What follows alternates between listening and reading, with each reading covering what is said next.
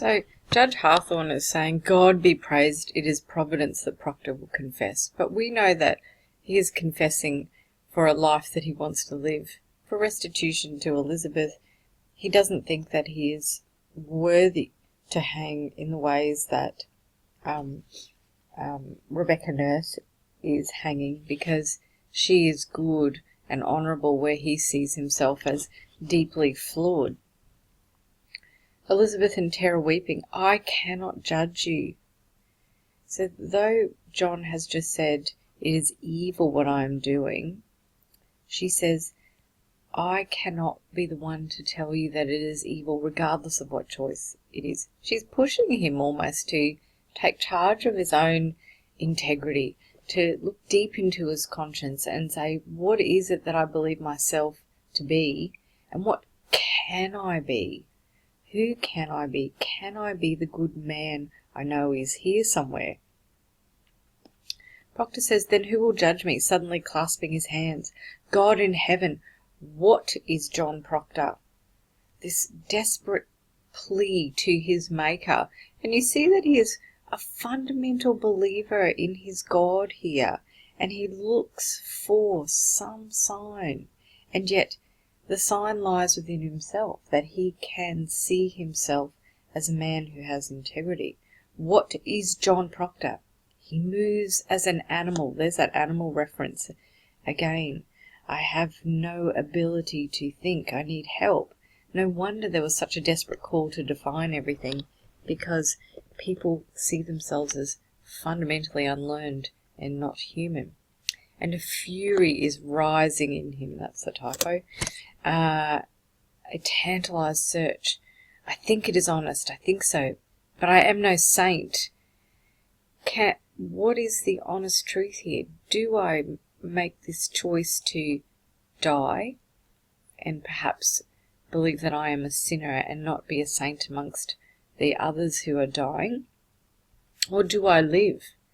As though she had denied this, he calls angrily to her, let Rebecca go like a saint. For me it is fraud. The striving with his integrity here is so pronounced. Elizabeth, I am not your judge. She remains firm. I cannot give it. I cannot be. Your judge is God. It is yourself and your relationship with your God. Do as you will. And here Miller is really telling us that man's conscience is the one thing that he possesses. Authority and law, be it in a theocracy, exist outside him. It is your will that is important. Would you give them such a lie? Say it. Would you ever give them this? She cannot answer. You would not. If tongues of fire were singeing you, you would not. It is evil. Good then, it is evil, and I do it. He denounces himself here, but not without some striving, because he's not really sure.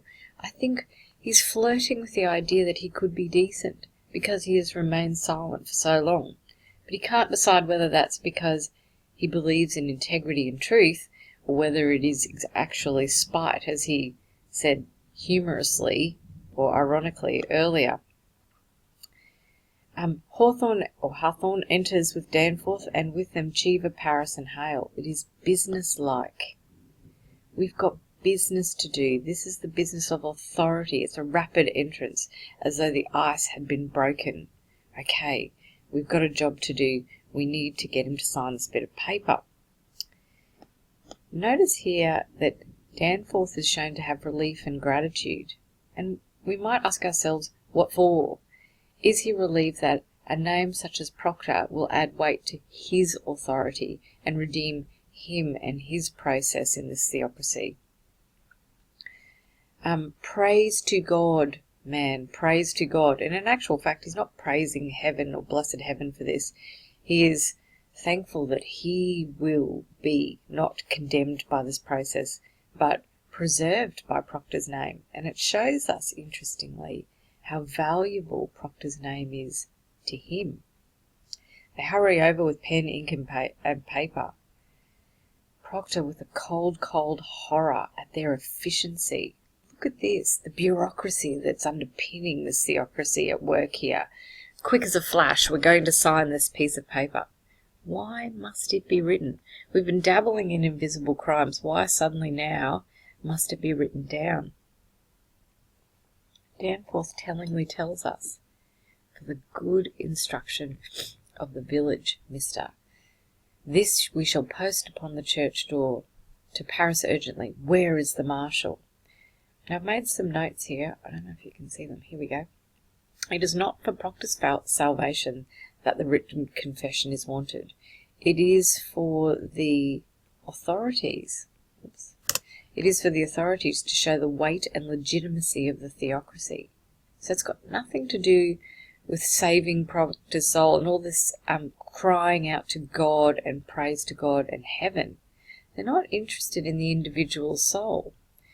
And what this might tell Proctor at this moment is that your conscience and your judgment is being guarded only by yourself. It's certainly not being guarded by your minister, Paris. It's not being guarded by the judge who applies the law of God. It can only be applied by you. And this is a very telling moment. The village, too, must judge itself, and the people within it must judge themselves. It's not up to Proctor to provide some sort of reason for them to feel good about themselves. In this moment, Danforth requiring this signature shows that your integrity is guarded only by yourself, and you must be faithful to your own conscience. Now then, mister, will you speak slowly and directly to the point for Mr. Cheever's sake? He is on record now, and is really dictating to Cheever, who writes, Mr. Proctor, have you seen the devil in your life? Now, Proctor's jaws lock. Come, man. There is light in the sky. The town waits at the scaffold. I would give out this news. Did you see the devil? So here we're ticking boxes. The bureaucracy at work. How will the theocracy show the village that it is doing the right thing in preserving its authority and being the word of God? So he says he did. And now again Paris praising God. And yet has got nothing to do with God, but a man's willingness to give over a lie. And this interrogation goes on. You bound yourself to his service. Rebecca turns up and says, John, you are well then. And Proctor turns his face to the wall. He knows that he is lying. And here he's having to face someone who has remained faithful to her own relationship with God. Look at these words. Courage.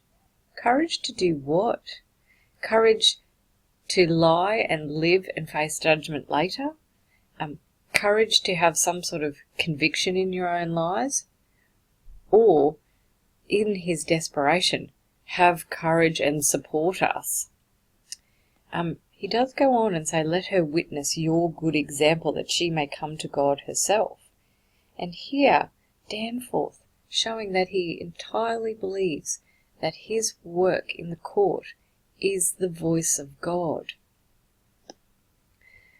Rebecca here can't believe it. Danforth turns to Rebecca. Now, woman, you surely see it profit nothing to keep this conspiracy any further. Will you confess yourself? And Rebecca says, God have his mercy. Send his mercy on you, John.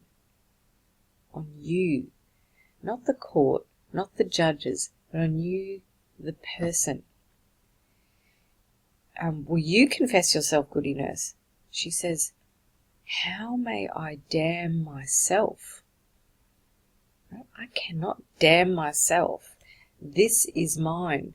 Your authority, your application, your need to keep this community together has got nothing to do with me and what I think and what I believe, my conscience.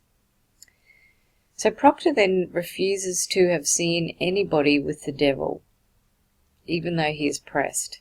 And eventually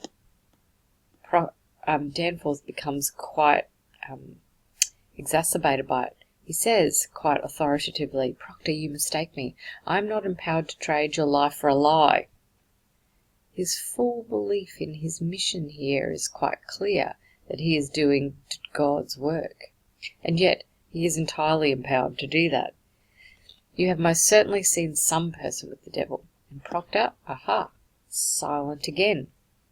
This idea that I will give away nothing because you are applying only the weight of your conviction on my own. He says, many people have testified, you need to. Well, why must I then? And here we've got this logic that simply Danforth cannot concede to. If you show that you are truly purged, your soul will be cleared, you will rejoice. They will think I go like a saint, and I would not like to spoil the names of those who are saints. In saying this, I spoil others. So here, still that lingering disbelief in his own integrity. Look you, sir, I think you mistake your duty here. It matters nothing what she thought. She is convicted of the unnatural murder of children, and you for sending out your spirit upon Mary Warren. Okay, and it is entirely this conflict between what you think and what you're convicted of doing. So here is the clash between the theocracy and the individual at work. Your soul alone is the issue here. And spot on, Danforth, right? It is. And here Proctor is having to wrestle with what Danforth wants for his authority and his soul. Prove its whiteness. And that's exactly what he's been struggling with. And Proctor rightfully says, I cannot judge another. And nor can anybody else. I have no tongue for it. And there's that reference to silence. Giles Corey had no tongue for it, nor does Proctor, and nor does Elizabeth, and nor does Rebecca, and nor does Giles Corey's wife. They remain faithful. The people who do have the tongue for it are the people who misapply the law, misunderstand the community, and don't realize it is what it is, fallible humanity. Hale has had enough, and he goes quickly to Danforth. It's enough he confessed himself, let him sign it. Let's get this over with. Let's give over this lie to people. Hale being very direct again. Parris is feverish, unwell. It is a great service, sir.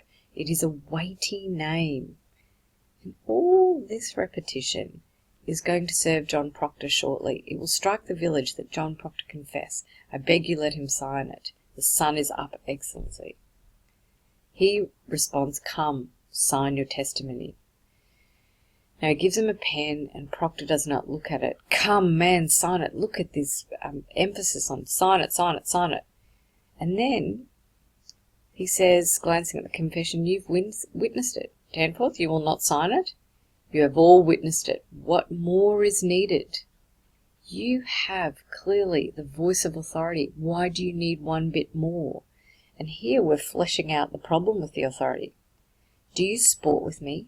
You will sign your name, or it is no confession. Mister, his breast heaving with agonizing breathing, the pain and suffering that Danforth must be experiencing, knowing that he is under threat, and Proctor holds his integrity, Danforth's integrity, in his hands. He signs his name. Praise be the Lord, says Parris. Note with interest it's not Hale. By pushing Proctor, Danforth has revealed to Proctor that he is respected, that Proctor is respected, and therefore has integrity. And he's now starting to realize that for himself, refusing to sign it. It's starting to filter in that he is responsible for his soul and not the community, and therein lies the battle. Proctor refuses to hand over the signed paper. He eventually says, Parris says, but the village must have proof. Damn the village. I confess to God. That is the prime relationship. not one's relationship with the community, who has actually brought about this problem. It is one's relationship with